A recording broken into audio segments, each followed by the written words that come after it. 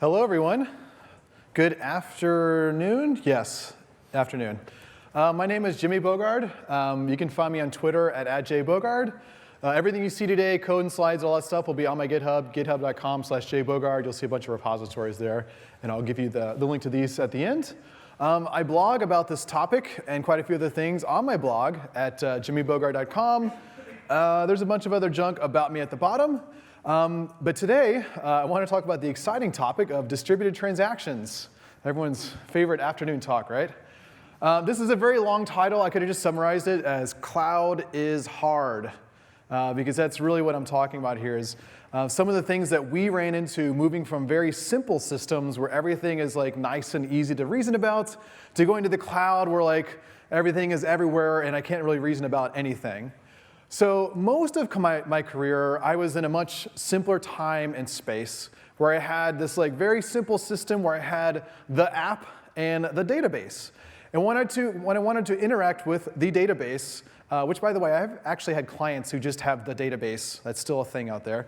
When I wanted to interact with the database, I just like threw some SQL at it and everything worked fine. I have some e-commerce system where I want to update the status of an order, so I'm like, update the orders where status is 3, where ID equals 1, 2, 3, and everything would work just fine. When I wanted to get the information back out, I would say, get that status back out of the orders, where that order is at, and everything was good. Actually, I was supposed to put a picture there, but I couldn't find an appropriate one. So just everything was good. I write some information to the database, it comes back out, and everything is as I expect. Now, sometimes things will get a little bit more complicated, and I have to do multiple things with the database. So in this case, I'm not only updating the order status, but I'm also updating some inventory information inside of the database.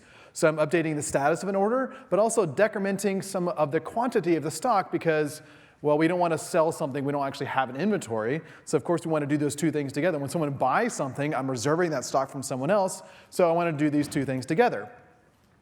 Now, when I read that information back out, ideally the information that I just wrote is exactly what I expected. And again, normally this is all okay. But you still have to do something special to make sure that those two things both happen together.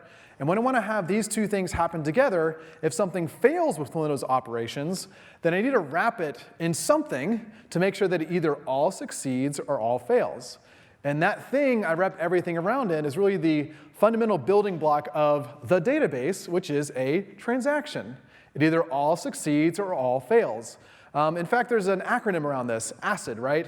Atomic, cute, interesting, dynamic, something like that. I don't know, it just means like if I do this kind of thing where I write multiple things to the database and I wrap it, either it all succeeds or it all fails, and if something goes wrong with one of these operations, then everything gets rolled back to the original state. So for most of my career, I lived in this kind of easy world where the most I'd have to do with any kind of system I was dealing with was just like, just make sure you wrap everything in a transaction and everything was okay. When I would review my coworker's code, it's like, oh, you forgot to wrap that in a transaction. You're doing multiple writes. Make sure you do this, otherwise it'll partially succeed or partially fail. Now, early in my career, like this all worked really well, but sometimes I'd run into these slight wrinkles when it wasn't so simple that I had just a single application and a single database. Sometimes there wasn't just the database. Sometimes there were two databases. And so in this case, I'd have something like a sales database and a shipping database, because maybe sales got too big for the one single database, so we had to split it out into its own thing. And so what I'm trying to do now is split an operation into these two different databases. I'd say first update the first database with the order status, and then next update the inventory on the shipping database with a second quantity piece, and then I'd wrap that whole thing in a transaction, and everything works, right? Well, no, it doesn't work, because if you try to do this without configuring anything, you get this like really horrible error message that has like some horrible SQL error code that's like 038972. You're like, that's super helpful, let me go look it up. And then you go look it up on Stack Overflow, and you get a bunch of answers that are really disconcerting, like, okay, something about a distributed transaction, unable to begin. Okay, that looks like a good one. But the next one is, what is a distributed transaction? Like, uh-oh, when the second answer is, what is this thing? That's not a good sign here. Then we have, okay, now we need to detect whether in a distributed transaction. And the final one at the end, That's when you know you've really picked a bad thing to search on Stack Overflow. If the fourth answer talks about soap, you're in a really, really bad place. So I looked at this, and this was, again, very early in my career. I was just trying to open a transaction between two SQL databases. Seems like a very reasonable thing to do. They're both SQL, they're both databases. Can't you just figure out how to make this all work? But no, it's not that simple because the transactions are just around each individual database, and so I have to do this thing of a distributed transaction. So what is this distributed transaction? This is the general term for a more specific protocol we'll talk about in a second, but a distributed transaction is a transaction in which two or more network hosts are involved. So basically, I'm trying to create a transaction within one, not just one thing, but more than one thing that doesn't fit into the one transaction of that one thing. The most common way that people try to do this is with the two-phase commit protocol. The general idea is that the transaction boundary around one single database has a very well-defined way of working, but as soon as I try to go to more than one resource, whether one server, one service, whatever it might be, then I have to have something to try to coordinate these two pieces. Now, the way the two-phase commit protocol works is with, well, two phases. The first is to do your basic normal database transaction-y stuff. Which is to say, first I'm going to ask each of the resources or databases, can you do this thing? And go ahead and reserve it to say, I'm going to try to do this thing. So that'd be the first step, to say, go ahead and prepare the transaction for this commit step. Then each resource will tell me, can I do this or not? Yes or no. Yes, I can do this thing, or no, I cannot. And the final piece is then to say, OK, now go ahead and commit each of those pieces for each of the resources. You notice I have to have this third piece in the middle here, this coordinator that is coordinating these activities between these two different resources. Something has to be the arbiter of these two different resources to coordinate the activities to say it either all happens or it doesn't happen altogether. But in production, we notice there's actually a problem because there are cases in which this protocol can fail. In that second part of the phase, the second phase of the two-phase commit, if something happens to interrupt the communication with the second part, or how many parts there are, if something interrupts that piece right there at the bottom, then it's in this unknown middle state because the first part is actually finished committing, and the second part has not finished committing. So if you're going to do this, you have to make sure that these lines never have any explosions in them, basically. So how do you make sure that there are no explosions in my lines? You make sure that those lines are really robust, and you make sure that they're really close to each other so I don't have to go very far away in order to do these things. So this kind of thing works if, for example, both databases exist on the same server. If they exist on the same server, there's no network to hop and potentially something go down there or get slow, and everything's right next to each other, then everything should work OK. But if anyone here has dealt with Azure, you know that things go down all the time. And so these lines aren't solid. They're more like a dotted line between these different things. And so you can't assume that these lines will be very close to each other, nor can you assume that they'll be solid all the time. We have to assume that they're going to be up or down at any given point in time. So that means that this kind of picture just plain doesn't work in the cloud. But it does work in a lot of scenarios. So it can work if I have two different SQL Server databases. That works OK. And we'll introduce this thing in the middle that actually does the coordination. This is the Microsoft Distributed Transaction Coordinator. By the way, if you mention that to your operations person or network person, they will punch you in the face, because they do not like to have to deal with that thing. By the way, that only works if you have all the different correct ports open, the security rules. It takes a week to get those two arrows to actually work for two different databases, assuming they're in the same machine. If you actually physically separate it, then it's just almost impossible. You just give up. It also doesn't work if you happen to flip the most expensive checkbox in SQL Server, the always-on checkbox, which increases the spend on SQL Server from reasonable to Bugatti level. It's just absolutely insane. So once you turn on always on, it doesn't support distributed transactions, and now you can't coordinate between these two different databases. Or, of course, if you're in Azure, Azure explicitly says we will never, ever, ever do any kind of distributed transaction protocol, so just figure it out for yourself. We're not going to do it for you. Now, there are some legacy technologies inside of Microsoft that can coordinate with each other. So for a good deal of my career, I was using a messaging technology that was built into every single operating system since, I think, NT4, which was MSMQ.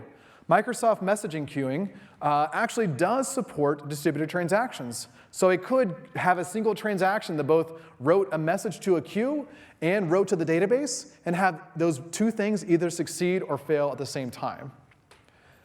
However, like, nobody uses MSMQ these days, and probably shouldn't either, because that's state. That's a queue that actually lives on an individual machine, and we don't want that. Typically, people go towards more of a broker-style model, where I have a central place where all my messages are stored, and I have one single place that I have to worry about backups, restores, availability, things like that. And so a really popular one is RabbitMQ, which does not support any kind of distributed transactions. So if I want to have some kind of operation that writes to a database and produces a message, I cannot coordinate those activities with any kind of transactional support. And one of my clients, they found out the hard way that some of the more fun databases, the NoSQL databases of the world, they don't even support transactions within their own single database. They only support transactions for one single record or entity or item at a time. So it's a kind of a rude awakening where you're like, OK, I'll just write to this record, write to that record, and assume they both happen or don't happen. But with something like MongoDB, it doesn't work that way. You either write to one record at a time, or you have to worry about what happens when things fail. So for most of the systems that I'd worked with, until things got interesting, I only had like one app, one database, and everything worked great. As soon as I started to make the jump into this distributed transaction world, I found out things were a lot harder. So with this two-phase commit, just to summarize, transactions within a single resource, yes, that can work. So if I have transactions inside a database, inside a record, that should work great.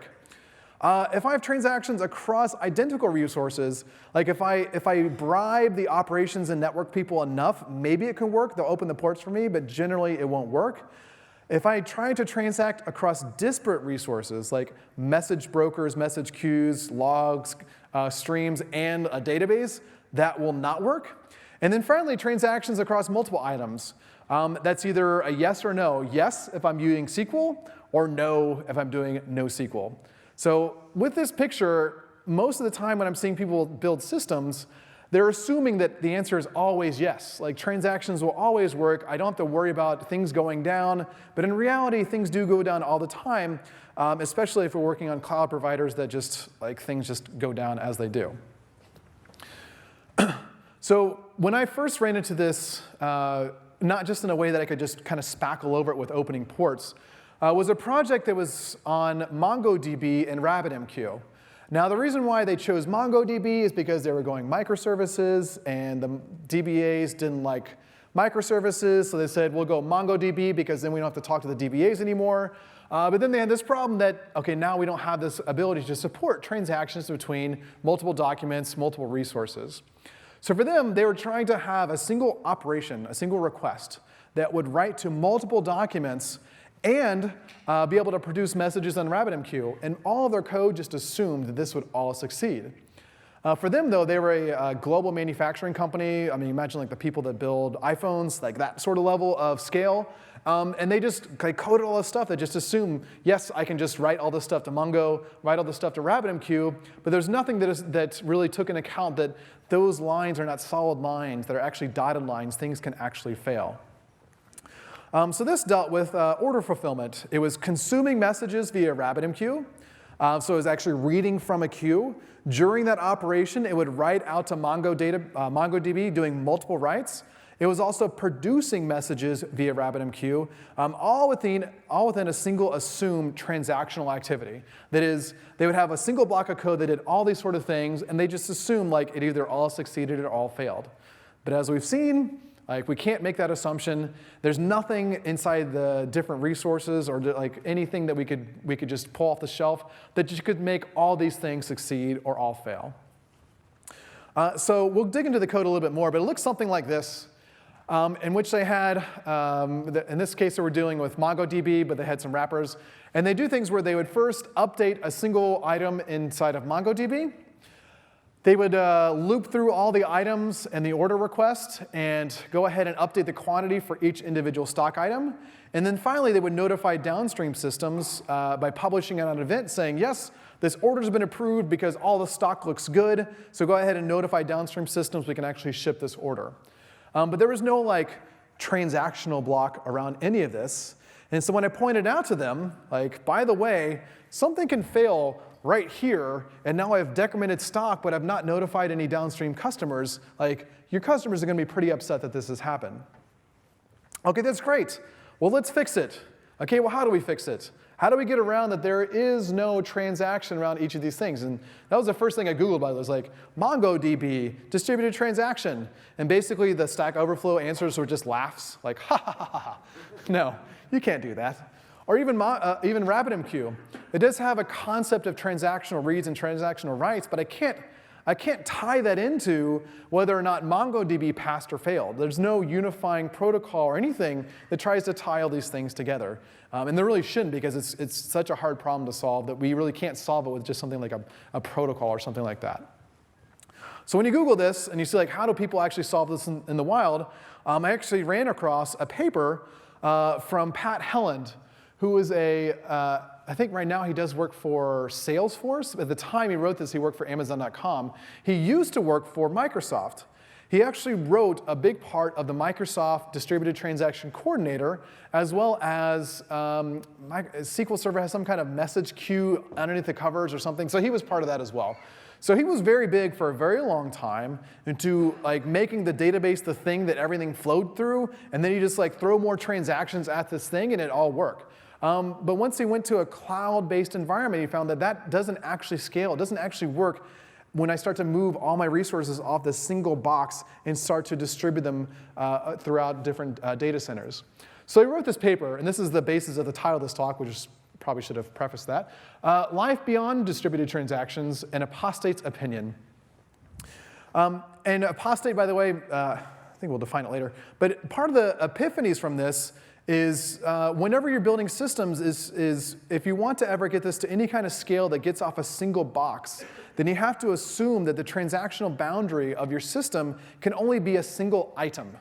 That is either one table, one row. It really depends on what you're trying to write to. It could be a message as well. But your transactional boundary can only be that one thing.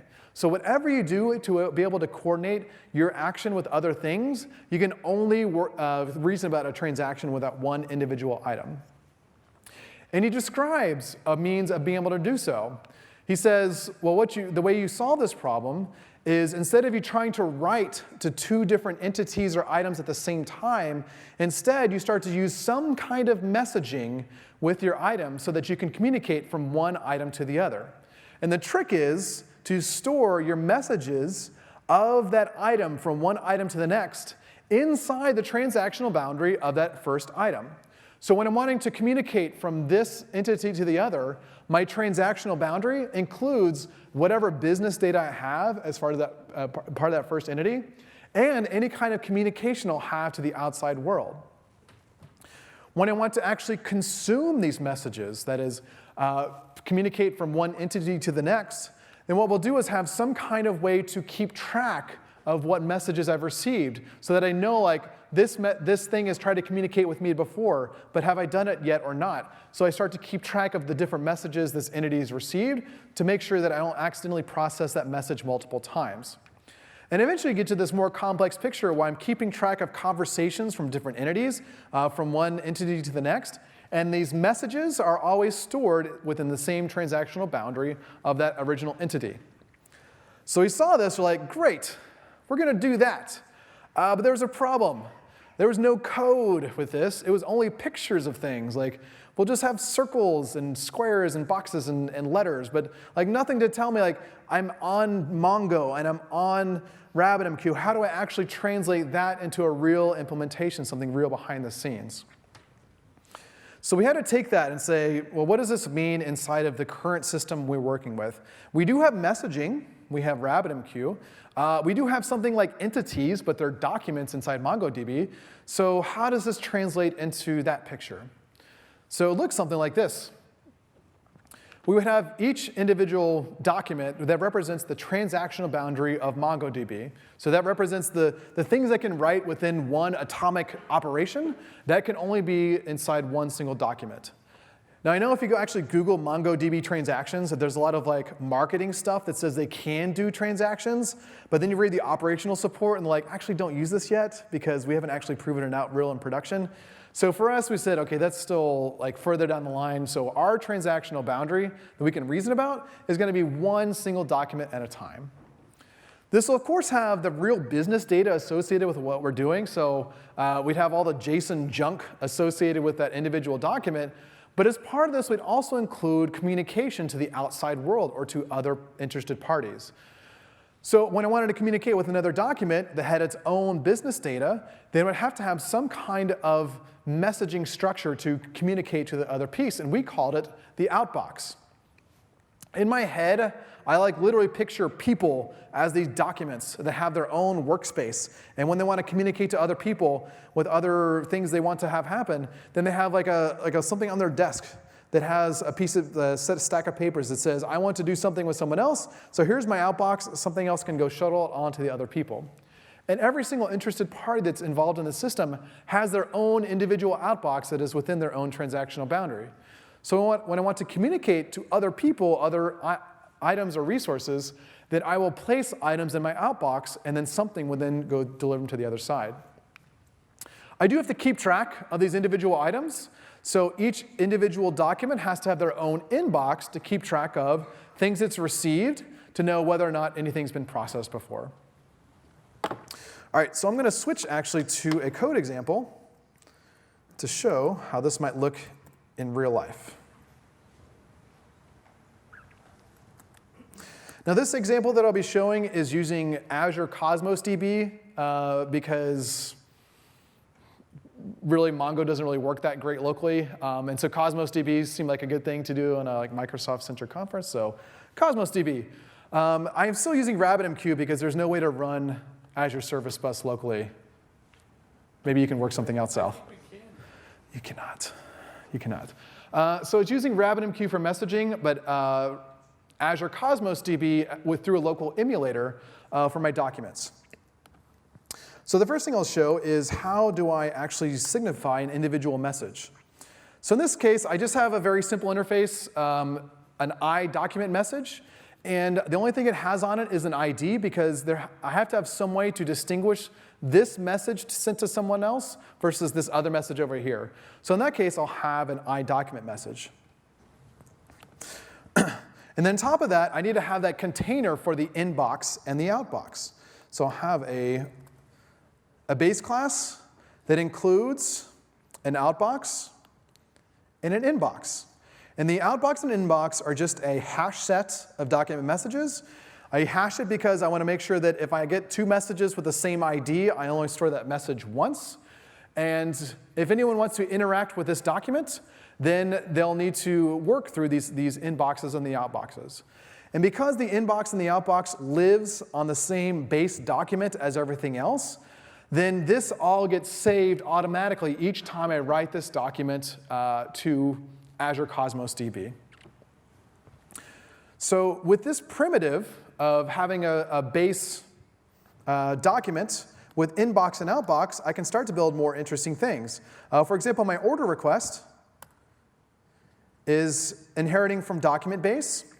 And anytime I want to interact with anything else, then it will go through operations in that document to be able to actually persist eventually. OK, so now I have a way to actually store messages received and messages sent. Now I want to be able to actually do something interesting with my application. Because yes, it's fun to like save messages, but let's actually do something more fun.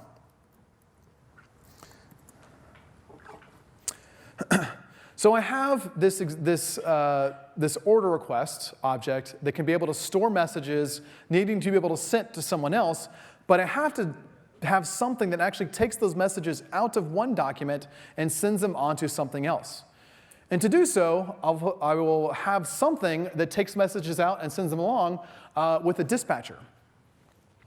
Now the way this dispatcher will work is first, the first operation is to do something inside the business object or the document. So as part of that operation, I will write some kind of business data to the document and then store messages inside the document inside its outbox. Now the next step is to be able to take those messages out of the outbox and be able to transmit them out to the other interested documents. Now again, my transactional boundary is the individual document, so each point I have to say, like, make sure I have a checkpoint as I go to make sure that everything for that one single boundary can either succeed or fail. The dispatcher reads messages out of the outbox. It figures out who can actually process those messages, and then finally passes them along to any interested document, and any interested document then can then do whatever it needs to do to process that information, which could be reading some information, as well as storing that message in its own individual inbox. The transactional boundary is going to be each individual document, so as I'm processing information, it's changing the business data as well as keeping track of that message in its own individual inbox. All right, so let's look at an example of this.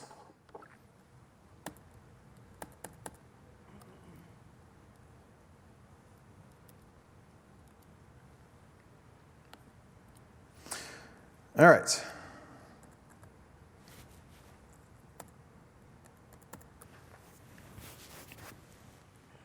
All right, so in this example, what I've done is created an order request, which is like me clicking the button on the website to say place order. And then as part of that, I take in a shopping cart. So the general idea is I'm trying to convert my shopping cart into an actual order. But in order to actually process the order, I'm having to interact with things like stock items and fulfillment. So I can't do that all in one single operation. So what I'll do is, whenever you create the order from the shopping cart, I will save all of my own internal data, which is the ID, the customer, and the actual items that you purchased. I will set my status to new, because I'm a new order. And then finally, instead of me actually telling the stock items to go ahead and decrement their quantity, instead I'm going to send a message to them. And this send is going to create not an actual message on a queue anywhere, but this is going to create a new message on the outbox of this document with this information, this order created information. It says my order created ID for this message is just a new ID. The order ID in which this order created message is referring to is my own ID. And then finally, I'll also include the line item information so that downstream systems, when they receive this information, know exactly what is on the order itself. So this send method is not actually like sending a message to anyone. Really, all it's doing is just recording this information on my document base class up here and just adding that message to the outbox. And that's it. So when I actually do this operation of creating a new order request, I'm not actually communicating to any other documents. I'm just recording the intent to interact with those documents via an outbox that is stored on this exact same document itself. So looking back on where this actually gets called, this order request, this gets called on the button click of you placing an order. So the only thing I'm going to do is create the order request, save it to the Azure Cosmos database, and that's it. It's like I'm just creating the item, saving it to Cosmos DB, and then something else is going to take that piece and then deliver it to the other side. And so that piece is going to be the dispatcher that takes that information out of my order request document and somehow passes it to the other side. So that's the next piece we're going to see is the dispatcher. The dispatcher is going to take information out of those documents, the outbox, and figure out how to pass it to the whatever documents would be interested in receiving that message. So there's a bunch of Cosmos DB junk in here, but the most interesting thing is it receives a document, it will loop through all of the items in its outbox, and for each items in the outbox, it will find something that can handle that outbox message. That's going to be this piece here. It will pass that message to that other interested party, And then finally, when it's done, it'll go ahead and remove that message from its own individual outbox. So the one example we had here was a order created message. So something is actually interested in this document message. And so the other piece is going to be, nope. It's going to be,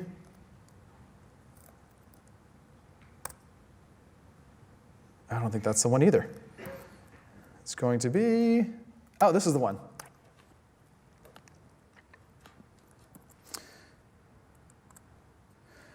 This is a document message handler for that individual message type. So for this message, I've pulled off of my document. I have to find who can actually handle it. I find that there's a handler that can handle this. And so from here, what I have to do is translate that message into some other document that can actually handle the information. So what I'm not doing is like doing kind of like explicit routing between this document and the other. I have some kind of indirection that says, well, I just have these document messages. I don't know exactly what you're going to do with them. So we'll just create this interface that says, anyone that cares about document messages of this type, then you have some kind of handle method to go ahead and go handle that, whatever that thing it is you want to do. So for this one, I'll pull that order created message off of the document and then do whatever I need to do for fulfillment to actually process that information. So what fulfillment is going to be doing is loading up the information from that message, and then creating a fulfillment that is going to include the stock information about how it's going to actually fulfill this order. So in this case, what I'm doing is creating a new order fulfillment, creating that item, and then finally delegating out to the individual order fulfillment document itself to actually handle that message. All right, so I'll stop here and transition back to some of the ways things can go wrong with this picture to see how we can handle this through each step in this process.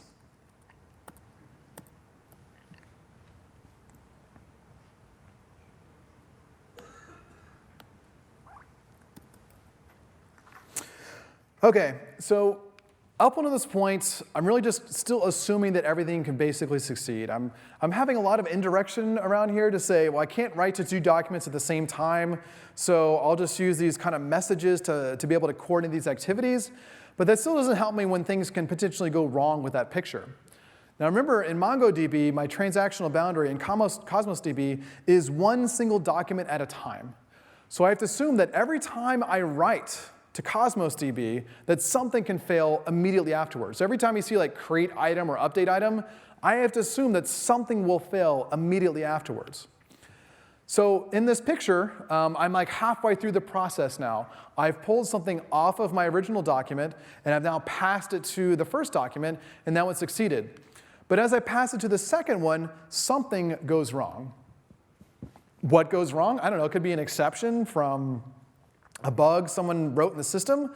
It could be that someone pulled a plug on the operation. It could be that communication was interrupted with Azure.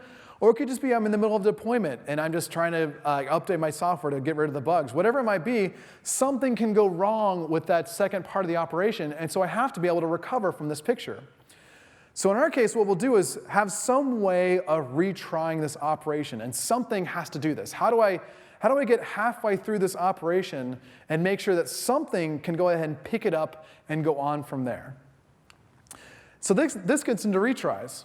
I have to be able to take, at any point in those arrows going between each document, that can fail, and have to be able to recover from that failure in order to be able to make sure that everything actually still succeeds at some point in the future. So what we'll do is have some kind of notification that something went wrong. In this case, I'm introducing a message queue to say something went wrong, go ahead and try to retry this operation.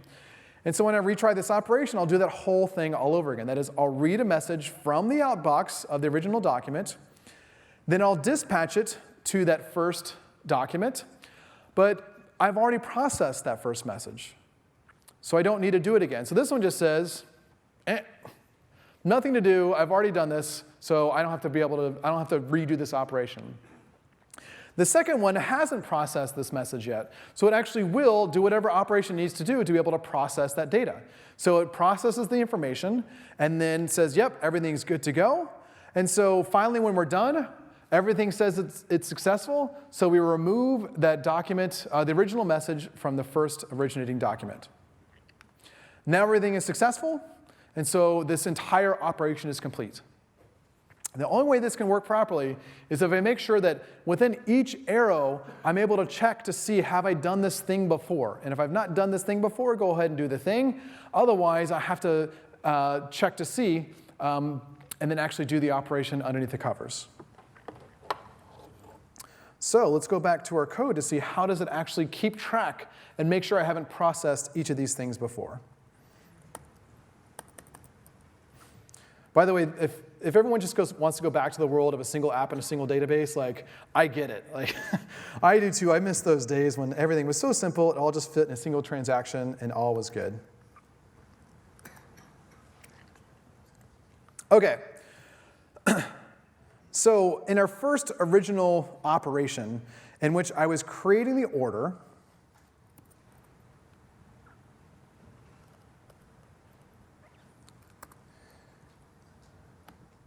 and the order request, oh gosh. Yes, I was totally doing that on purpose. Here we go. So this is the initial button click, handling the initial request to go ahead and save the item in the database. So I basically go line by line, like what is going to touch a database and what can fail. So this originates from a web request, which I don't have a transaction around. Like, no one implements transactions in Chrome, right? It's not a thing people do, I hope not.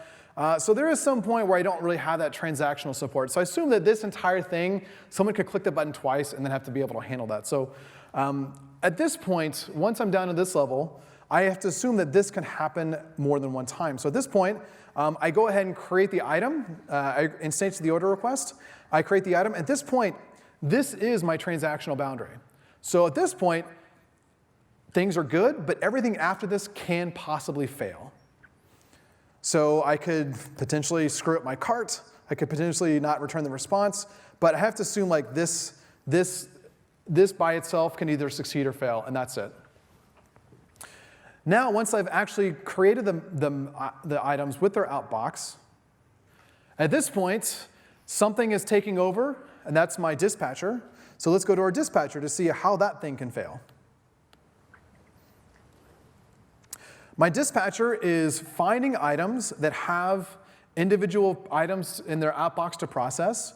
And for each item in their outbox, it is saying, go ahead and find the handler, call the handler, and then process the document message. This handler can be writing to the document database. So this is doing transactional stuff. So this can succeed, but this may fail.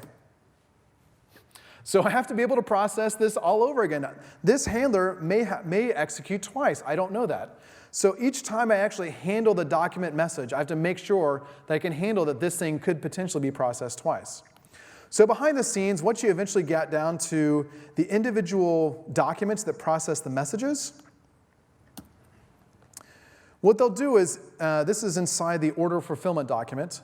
It won't just do all that stuff by itself. Instead, it wraps everything in this process. It says, I'm going to process this message. This is the actual work that will be done. But what I'll do is each time I process a message, I'll check. If I've already processed this message before, then just return. Nothing to do. If I haven't processed this message before, go ahead and do the thing that you told me you wanted to do. And then once you're done, I will add this message to my inbox. So that every time I process a message, I'm not only doing the business action that you are wanting to do, but also will keep track of the thing that you asked me to do, so that the next time in, if something happens and it goes wrong, I won't accidentally perform the same operation twice. I'll always check, have I received this message before? And if I've received this message before, then just return, do nothing. What that does is it gives me the safety to say that I can process stock information and fulfillment information multiple times without worrying about it accidentally like doubles doing stock in the fulfillment place or accidentally charging a customer twice. No, every single time I'm processing something, I'm checking to see if I've already done this before. Now this one actually generates more messages. So as part of this, processing the order fulfillment, I need to actually go out into the inventory to make sure that all the different stock items actually have stock information or have the appropriate quantity for what I'm trying to do. But each stock item is yet another MongoDB document or Cosmos DB document that is in its own individual transaction boundary. So I can't just like, if stock item is greater than 100, do the thing. No, I actually have to say, well, I don't know if it has enough stock, so I'll go ahead and send a stock request to each of the different stock items, and then ask them, do you have enough stock to be able to fulfill this item? And let me know if you do or don't. So again, I'm never trying to have more than one document in the same transaction because I can't do that. So I have to split everything into this communication to these other documents. Backend by dispatcher, after that individual document has been handled appropriately, that is, everything seems to have succeeded from that point, then I will call process document message on the originating document. And what this will do is just simply remove that document from the outbox. So it's effectively dequeuing the message, but I don't have a queue. I just have a single document boundary. And so it's just removing that message from that document, and then finally saving that original document. Again, this could fail. Someone could trip over the plug. Azure could blip somewhere. So by having that inbox that keeps track of whatever messages I've sent to individual documents, I ensure that this whole thing can be retried every single time. OK. So that's still like the general happy path and the easy sad path, but there are yet more sad paths that I have to worry about. There's one last piece, though. I just showed this dispatcher, but I didn't show the code that actually calls it. So something has to actually know that these things are going on with documents and actually know to say, this document has things that it needs to communicate, so go ahead and communicate to the outside world. So if I have a single document that has to coordinate, by the way, if your picture is ever this complicated, like revisit your architecture, it should only be maybe 1 or 2 things, not like 10 that we see here. But anyway, as a request happens, what I will do is register each of the documents into a unit of work. And what that unit of work is just keeping track of what things have gone on with this request, so that at the end of the request, it can go ahead and at least try to dispatch each of those messages to their outbox. So the unit of work is the thing that's calling the dispatcher that says, OK, I did the first document. That thing succeeded. I wrote appropriately. OK, now it needs to go to the second documents to say, let's do those things. And finally, it keeps going and going.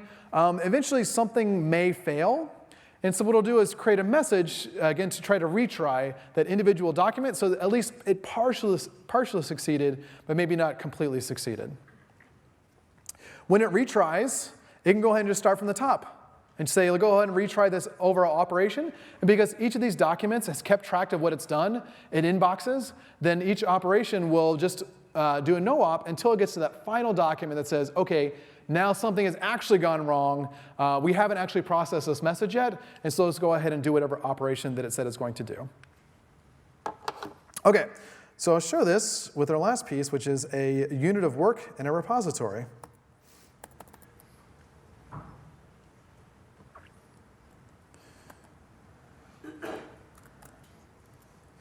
All right. Still not duplicating. Here we go. OK, so I said something was actually calling dispatch to dispatch these messages, and that is going to be our unit of work. Our unit of work is just an object that keeps track of what things have been happening during this request.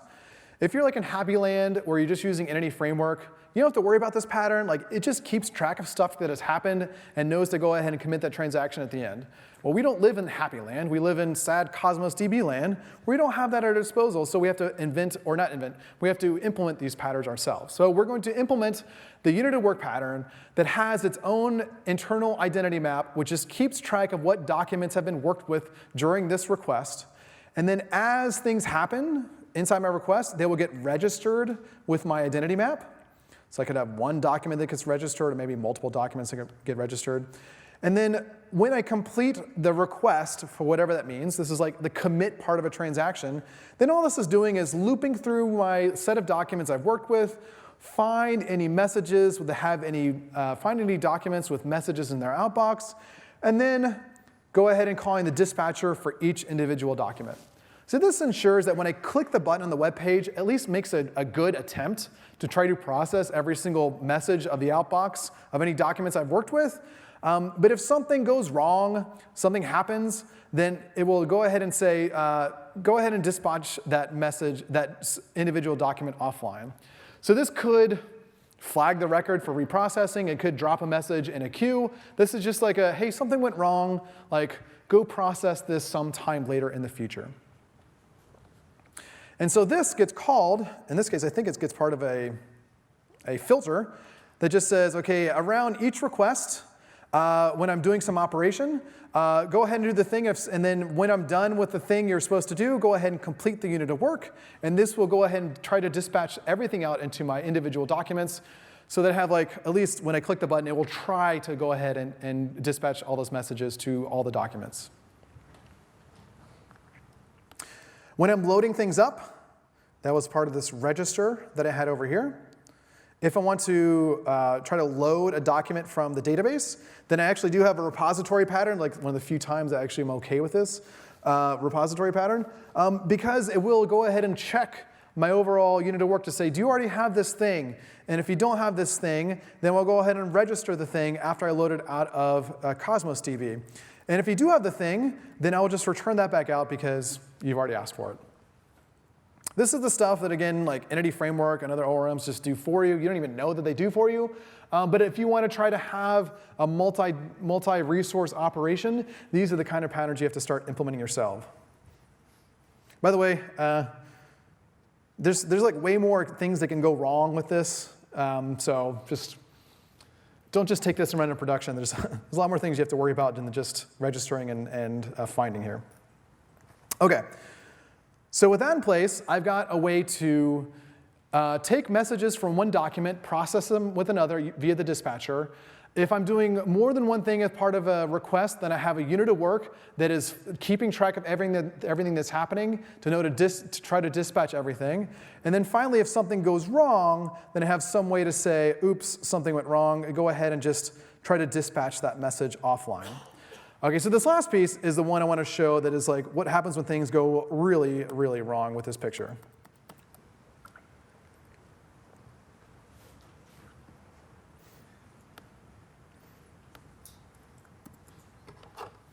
All right, so what happens when something goes like super duper wrong?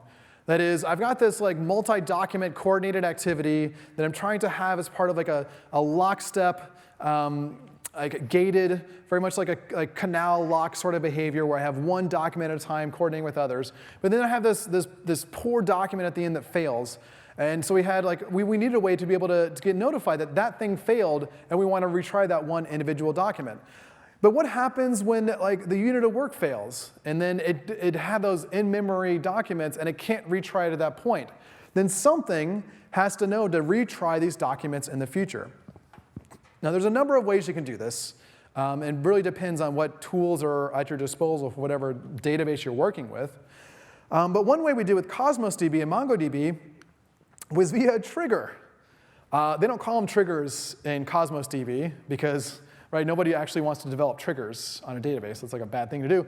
So they're called something else. But the general idea is that when something updates a document, you can have a piece of code that executes based on whatever actually happened with that original document. So what this trigger is listening for are updates to documents that have messages in their outbox. So what I can do is have something listening for changes happening, and as changes are happening, see if anything needs processing, and if anything needs processing, then go ahead and forward that on to the retry queue. All right, so let's look at a demo for that.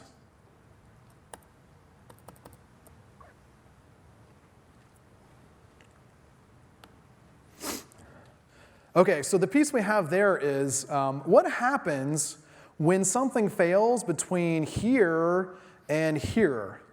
So this is like a proactive attempt to try to notify my background processing, like something went wrong during this operation, like try to just process this via offline processing.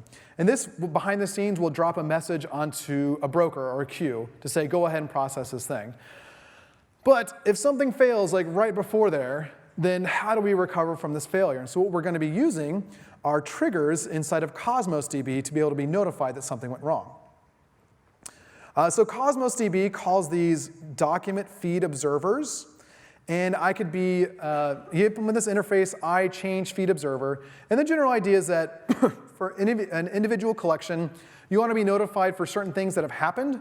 So like when something changes, for example, like something happens with it, then you have a set of code that gets called based on that.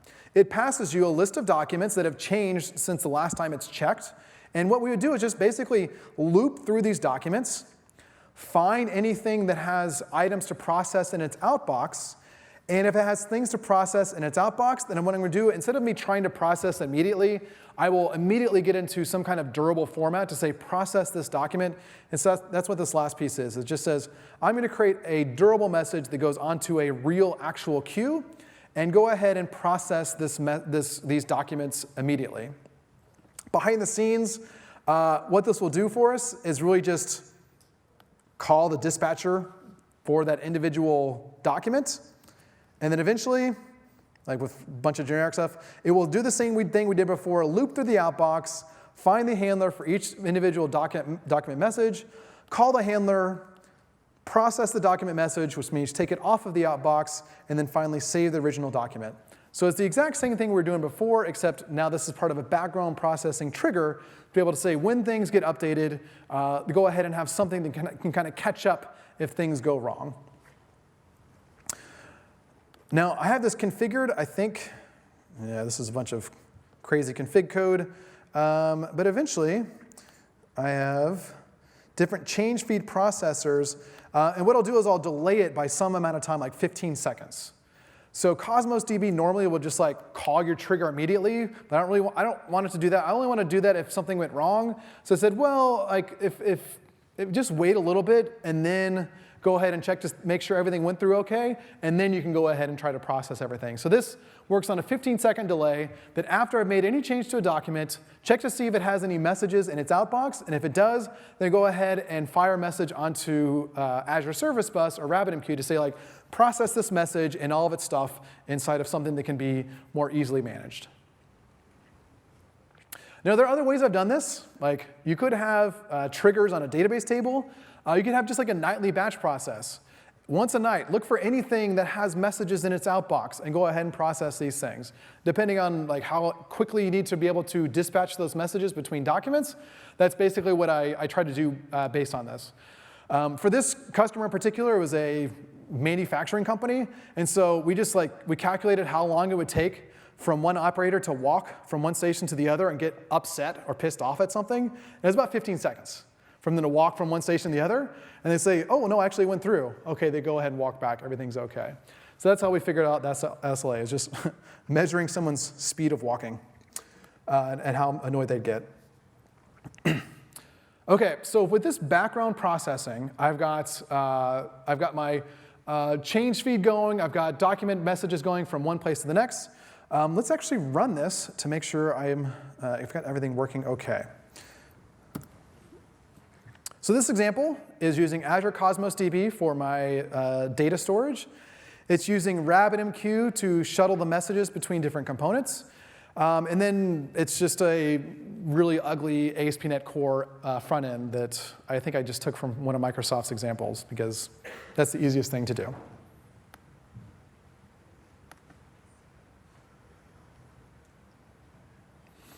And I made sure and restored all my Nuje packages before I came here because the Wi-Fi here is not that great, so it should run okay here. Oh, build failed. What did I do?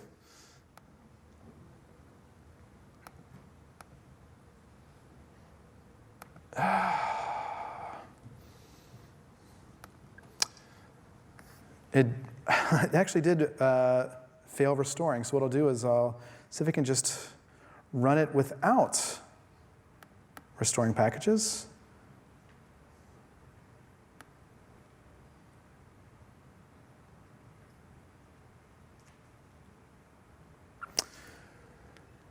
Okay. I think what I did was I need to, let's try now.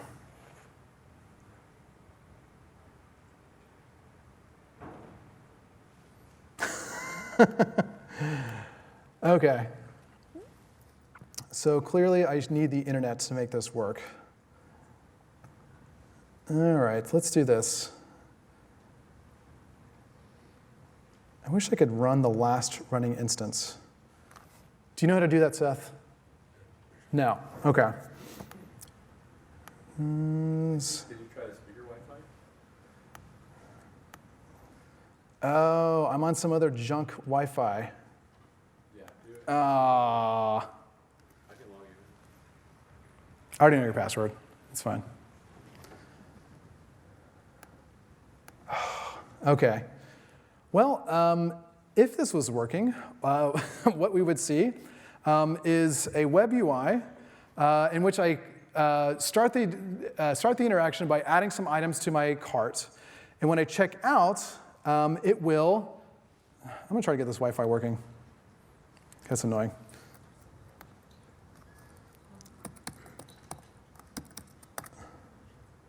No.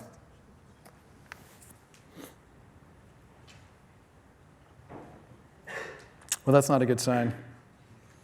Endless GIFs. OK, that's fine.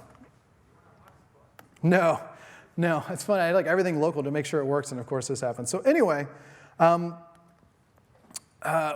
with all these components in place, that is a user interface that only assumes that one individual transaction succeeds or fails with each individual document. Then I have document messages to be able to coordinate between individual resources that I can't put inside one single transaction. And then having a background processor that can catch up when things go wrong, it means that I can safely have operations that can interact with multiple transactional resources and still have everything all kind of succeed or kind of fail. Now in this case, because I'm using Cosmos DB or MongoDB, I don't have the ability to have multi-document transactions. But there are some cases in which we do have the ability to have like transactions just beyond just that one single document. So for the last part, I'm going to talk about some of the more normal scenarios that I run into on a daily basis. Because most of my clients don't actually use document databases. They're not that, I don't know. They're not that brave to be able to run these kinds of things in production. Most of the time, they just got regular databases and regular applications, but they still can't do these coordinated transactions. So some of the things I typically run into in a production kind of scenario. I'm not using MongoDB. I'm using SQL Server. But I am using some kind of broker or message queue that doesn't support transactions between those two things. So how do I approach these scenarios when I have these two things that I really, they're normal things that everyone works with, but I can't put these two things into transactions. So how do I approach it using these patterns we saw earlier?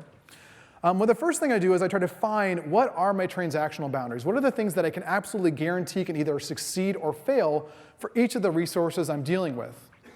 So in MongoDB, the transactional boundaries are each individual document.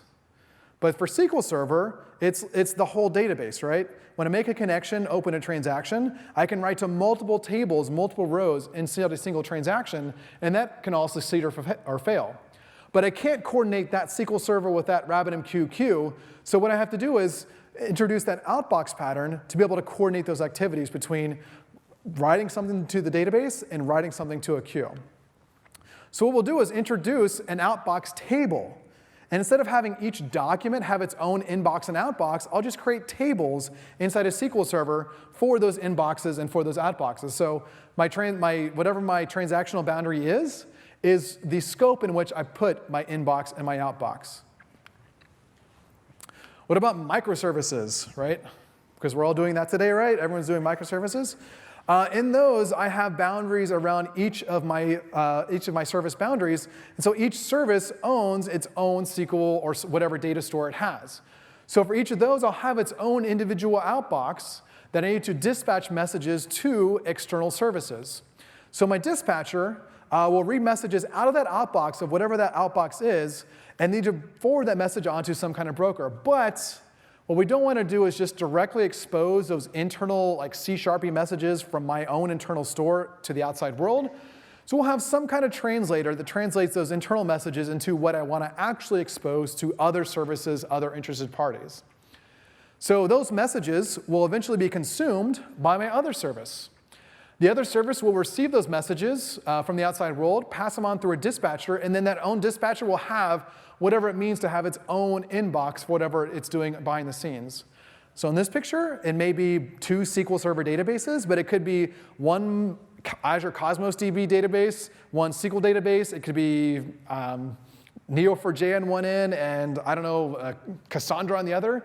But the general idea is that I will have to have some way of keeping track of who I've told what in order to make sure that when I receive communication, have I then done this operation before?